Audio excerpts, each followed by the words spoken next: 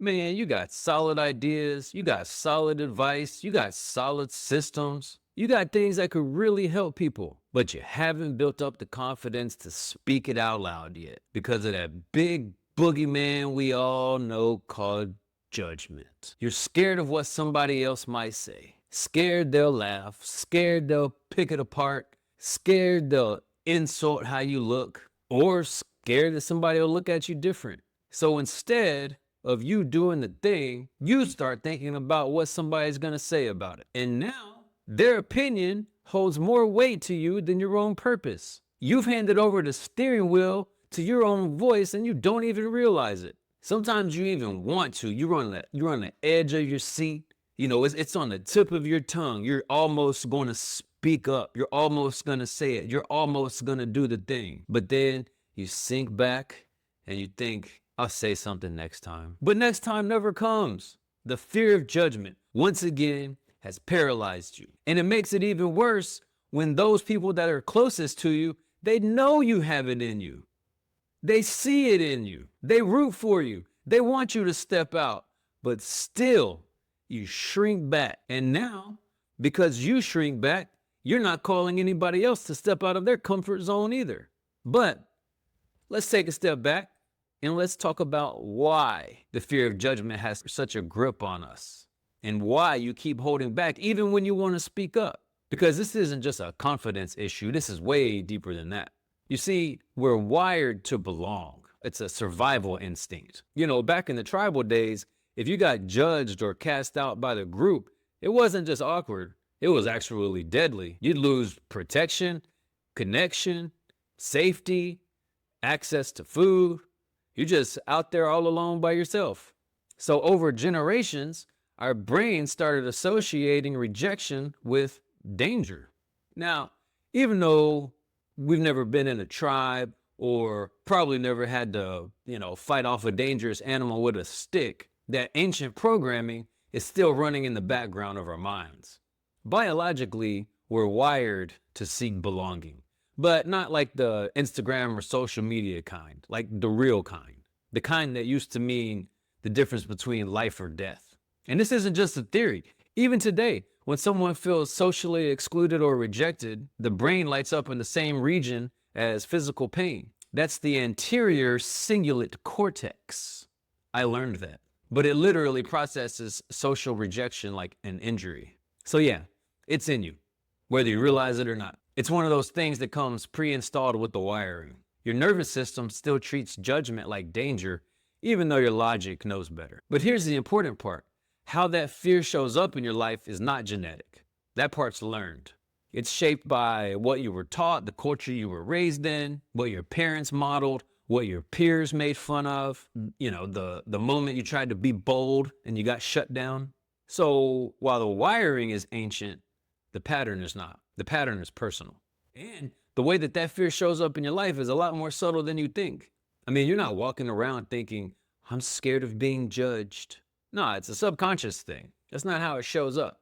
It shows up in how you talk. It shows up in what you don't say. It's how you sit in a room and just scroll past moments when you feel like you should have spoken up. You downplay your voice before anybody else even has a chance to. This might sound dumb, but I'm probably wrong, but I don't really know much, but you're already trying to make your idea small, just so you don't feel like a threat to anybody else. Or you over-explain everything. I mean, I could be wrong. I haven't looked into this deeply, but maybe. I mean, I'm not an expert or anything. That's not clarity, that's fear. You're trying to cushion the blow in case somebody pushes back. Or maybe you don't speak up at all. Never mind, forget it. It's probably not that important. I'll just keep quiet. And you're convincing yourself that you're being humble when in reality, you're just scared that your idea's not going to land. You're scared that you're not going to be accepted. Or even when you do speak, you just keep looking around the room, checking faces, mid-sentence, looking for an eyebrow raise or a side eye or some sort of negative reaction. You start chasing reassurance while you're talking. Does that make sense? Am I explaining this right? You know what I mean? Not because you're unsure of the message, but you're scared that it's not landing the right way. Then there's the apologies. Man, the apologies. We apologize for everything. Sorry if I'm talking too much. Sorry, I didn't mean to interrupt. Sorry if I'm being annoying. But you're not sorry. You're just scared to take up space. You're scared that somebody's going to see you as too much. And so you keep shrinking just to be accepted. And maybe the wildest part is you've been doing it for so long that you just think that that's normal. You've been moving this way for so long, you just think that is part of your personality. But it's not. It's fear. It's the fear of being judged, making decisions for you in your silence. And just like you've been moving in fear, so have the people around you. They haven't escaped it either. But instead of going inward and dealing with it, they actually project it on you. And in some cases, you project your fears onto other people too. So like whenever you finally start stepping out, when you start growing, when you start speaking, when you start healing or doing things differently, people will start telling you, oh, you've changed. Oh, you think you're better than us now. But what they're really saying is, you're making me uncomfortable. Your growth is highlighting my stagnation. Your boldness is exposing my silence. They're not judging you. They're trying to keep you in the version of you that made them feel safe. Because if you change, now they have to look at themselves. And most people would do anything to avoid looking at themselves. So don't get confused. They're not offering wisdom. They're not being real with you. They're just scared, just like you have been. Now, imagine what life would look like if you stopped worrying about being misunderstood, if you stopped needing everybody to get it, if you stopped needing to be liked before you had the courage to be real. You'd speak without second guessing. You'd stop rehearsing conversations in your head. And you'd stop watering yourself down so that you don't make other people feel insecure. You'd post the thing, you'd say the thing, you'd do the thing. But not because you're trying to be bold, but because you're tired of pretending not to care about the things that you actually care about. You'd walk in rooms and tell the truth, not just the version of you that keeps everybody comfortable. You'd make decisions based off of your conviction instead of consensus. And you'd stop apologizing every time you took up space. That's what happens when the fear of judgment dies. You don't become arrogant. You don't become reckless. You become free. Free to be real. Free to be seen. Free to be who you were always supposed to be before the world told you to tone it down. And yeah, people might have something to say. But before you let their words get in your head, ask yourself, who's doing the talking? Is it the guy sitting behind his keyboard in his mom's basement with the Cheeto dust on his t-shirt, talking from a fake profile with zero purpose in his own life? That's who you're allowing to stop you?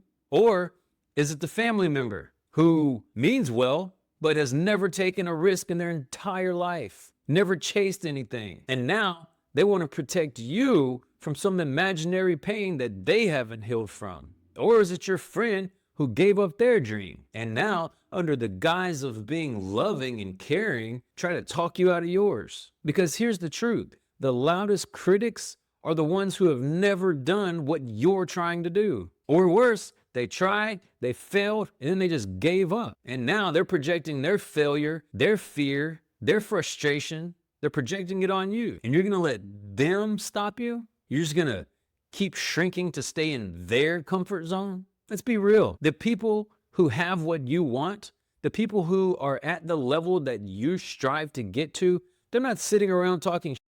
They're not judging you. They're not mocking you.